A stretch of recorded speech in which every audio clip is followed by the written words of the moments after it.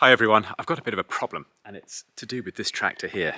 This is our workhorse, to be honest. It's a little Kubota B1750 and we use it all the time. You've probably seen it in other videos that I've done doing the vineyard and everything. So it does all our air spraying in the vineyard, it does transports trailers full of stuff all over the place, and as well as putting pallet forks on the back, we can move stillages and things like that with it as well. So it's a real workhorse, but have a look at this.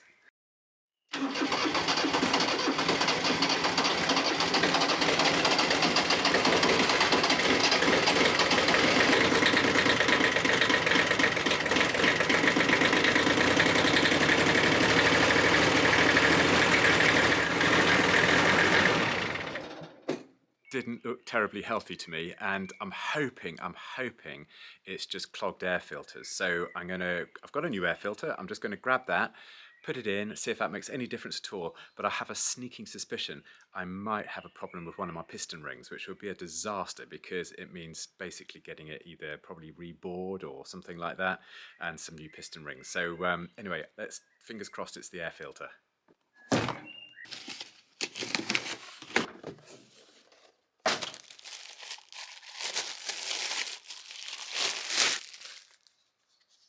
Got the new air filter. Let's just see what this other one's like. They probably need changing every so often, not quite sure when, but on this machine it's behind this canister here, so I'm just going to undo that.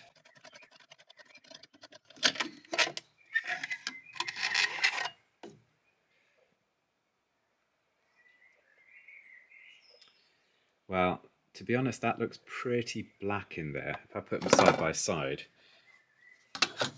well, there's a big difference. So, well, all I can do is just whap this one in and just see if it makes any difference at all. Right, that is the new air filter in, so I'm just going to turn it on to just see if we get that horrible black smoke coming out again. I suppose what I could have done is just tried running the engine without any filtering at all, which I suppose would have answered the same question. But anyway, the air filter's in now, so I'm just going to whack it on and see what happens. Well, I must say that's a huge relief. The tractor's working now with just a simple change of air filter. I was really hoping that that was going to be the case rather than changing piston rings and all that kind of stuff. So now we can get on with putting the air sprayer on the back of the tractor. I always hate changing implements and putting implements on the back of tractors. It just seems to be far too much hassle. But anyway, needs must. So I'm going to crack on with that now.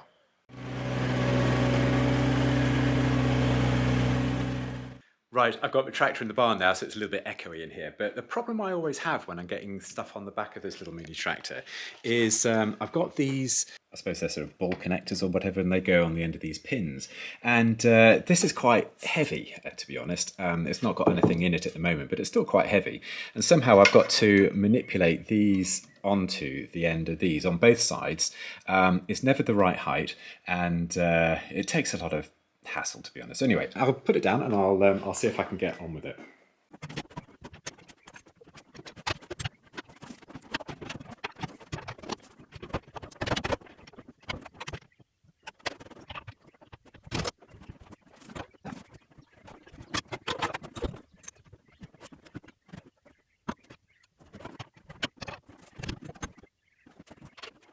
Well, that was a whole heap of hassle, to be honest, but the problem I've got is that my arms on the tractor don't go wide enough to get onto the outside of the pins here and on the other side. So I've got to have one on the outside and one on the inside down there. And then if I do that, it's all slightly offset, so I can't put my top link right in the middle just yet. So it's always been a hassle, to be honest, and I hate doing it, but once it's on, it sort of stays on. Now, the other consideration I've got, because this is quite heavy, I've sort of filled it up with about 100 litres of fungicide.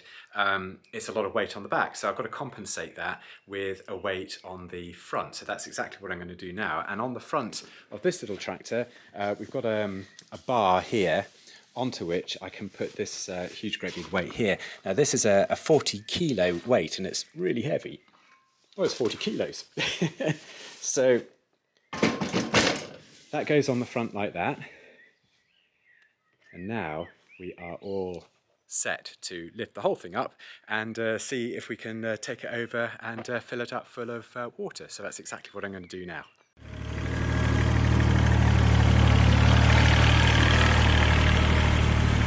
Okay, my very old air sprayer that I've got behind me here, I haven't used for probably about 6 months or so.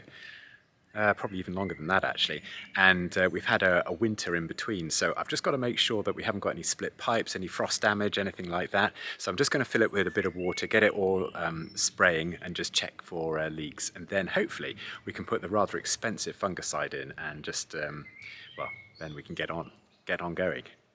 Get on going, is that the right term? Get it going. Cool, okay. Right, that's got a bit of water in. Now, the only thing is that once I've got a tractor on and it's whizzing around, it's quite loud. So I'm just going to set the camera down and just let it do its thing, really. I'm just going to check. All I'm going to do, really, is just check that I haven't got any leaks under the pipework below. And also that all my little nozzles here on my sprayer are spraying out a nice sort of fan pattern when the water comes out. So that's basically all I'm going to check for. The fan's nice and clear. And yeah, I think everything else is ready to go.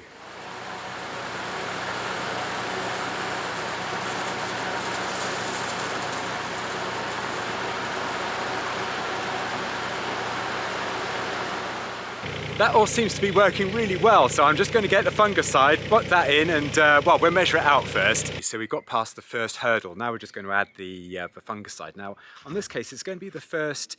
I say the first. Really, a lot of the hard work is done in the winter time when all the vines are dormant, when we're spraying to try and get rid of the mycelium, is that what it's called? The fungal spores, or what produces the fungal spores. Killing that over winter just reduces the chances that the mildews and black rots and things like that come later on in the year. But you're never going to get rid of it altogether. So I'm going to treat the vines now with this stuff here. It's called Amistar from Syngenta. It's a general purpose, I can't quite see this, it's a commercial broad spectrum fungicide. So I'm going to add that now. And I'm also going to add another chemical, which is this stuff here, Ruby, which is also, it's called an adjuvant, which is like a surfactant. It essentially makes the fungicide spread over the leaves much better, and it just gives a better coverage and less wastage. So I don't need very much of that. I'm not quite sure about other fungi, but on mildews it works quite well. But that's in conjunction with the potassium bicarbonate spray that I used to spray more or less every week, to be honest, just to try and get that mildew down. So I'm going to try the same again this year, along with my lime sulfur that I made in a previous video. And I know that's quite good because it's properly weatherproof. If it rains, you can still see the residue on the stem and canes and leaves, so that works well. So I'm just going to throw everything at it this year just to see if we can get a really good crop at the end of the year. Fingers crossed, definitely. Okay, so that's our fungicide all in the air sprayer now. Now, the thing with fungicides, especially if they are man-made chemical fungicides, is that there's quite a strict usage limit on them. So you've got to read the instructions really carefully. With this one, it gives you an indication on how many times you can use it in the one crop, or it gives an indication of how much you're allowed to use per hectare and all this kind of stuff. But on, I try to use as least as possible that I can get away with, but you shouldn't really use any more than I think about 4 applications of this over the year, and it's used widely in farming for all sorts of crops, including beans and peas and wheat and I don't know, potatoes and all sorts of stuff. So it's absolutely fine to use on vines, but I try and use it as little as possible. And if I can, I try and use the organic fungicides instead. But the thing about not using fungicides is that you can eventually expect your yield to go down 70-80%, especially with vines, because they're so susceptible to mildews and things like that. That's in my experience anyway. If you know of any good ways of getting rid of molds, then definitely put it in the comments below, because I'll be fascinated. I'm trying to use as least amount of chemical as possible, but sometimes it's just unavoidable. in my humble opinion anyway. Back in the day, French farmers or vineyard owners used to use a copper-based compound called Bordeaux mixture or Burgundy mixture. Essentially it was a copper sulfate mixed with lime, which is calcium oxide or calcium hydroxide. And it worked really, really well on all sorts of molds, and it was used all over the place. The only thing is now banned, like many things that used to work quite well. And the reason being is that copper is quite poisonous, not to humans necessarily, but to other livestock like sheep especially, and also to some things like worms, earthworms and things like that in the ground. It's not terribly good for, and if you're near watercourses, copper is quite toxic to fish as well. So unfortunately we can't use that anymore, or fortunately, depending on which way you look at it. So you've got to look for alternatives to combat the dreaded mould. Well, you've got to laugh, haven't you? After all that, I've got no fuel left. Couldn't make it up. Quick trip to the garage.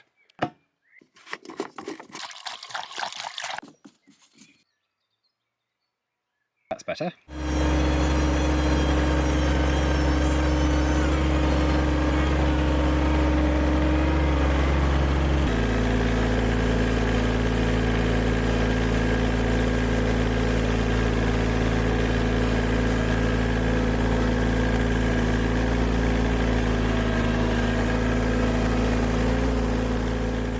Okay, we're ready to do some spraying now. Now, normally I do spraying in cloudy weather. It's because if it's really sunny, I'm covering all the leaves with droplets of water, and the sun can focus through those droplets onto the leaf and actually burn them.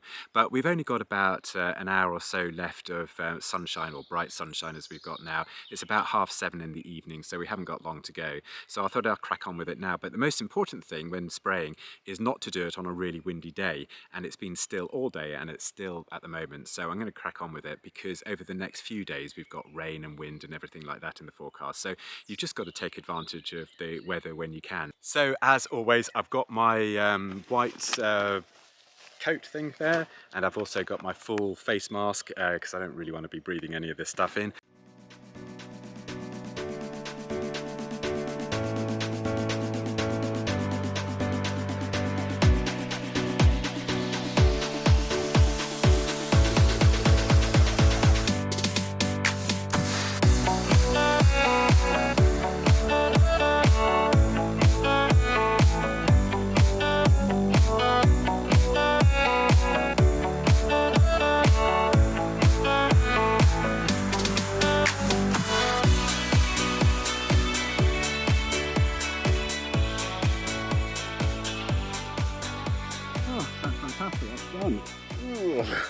God blimey.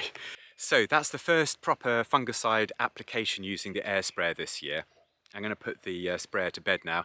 I've got a slight leak underneath, which I was a bit worried about. That might be a split pipe that's developed over winter. I did notice it when I was stopped, and we had some stuff just leaking out the bottom. So I've just got to check that out. Might be a replacement pipes needed or something like that. I hope I haven't cracked the pump, but it seemed to be spraying out absolutely fine. So I'm quite pleased with that. So I'm going to put it to bed now, and also probably call an end to this video. But anyway, I hope you've enjoyed it. I've got lots of footage to edit now, as it were. So anyway, I'll crack on with that, and hopefully you've enjoyed it. And if you have like button, subscribe, all that kind of stuff, that would be really, really appreciated. Until the next video then, cheers, bye for now.